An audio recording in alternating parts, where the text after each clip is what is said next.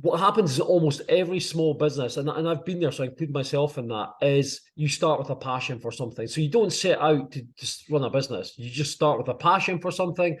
Because you're passionate, quite often that will draw people in or draw things around you. So then suddenly, before you know it, you've got a bunch of classes going on, a bunch of students. Then maybe you have to ask for help from a friend or employ a friend or somebody to help you with, social media, admin, stuff like that. So suddenly, before you know it, you've sort of got a business, but you're not really kind of running it like a business. So what happens is there's only a couple of things can happen with businesses in general. You're either growing or you're dying, and that's with most things in life. Now, quite often I speak to people who say, I'm just taking time out. The problem is everything else around you is moving forward. So as we know, nothing stands still in nature. If you look at nature, everything is in constant motion, constant movement. So even though you might feel I'm taking time out, what happens is people around you and the environment and everything is moving forward. So you're ultimately moving back. You're sort of dying with it.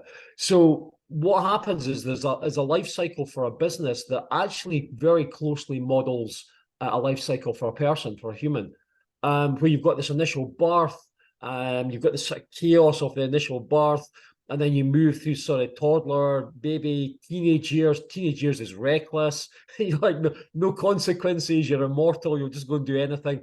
And then it moves into a real business. Now, I would say most people I speak to never reach the stage of a real business. So there's a couple of things that define a real business. And I will come around to answer your questions. I'm just in the lead up here. A real business is defined at a couple of points.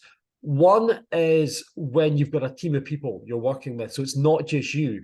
Otherwise, you've not really got a business. You're sort of self-employed. It's just like you're getting paid for doing something. So you teach classes, you get paid for it. It's not really by strict terms a business. So the second thing that is the massive measurable for whether you've got a business or not is it's run for the benefit of the business, not for the owner.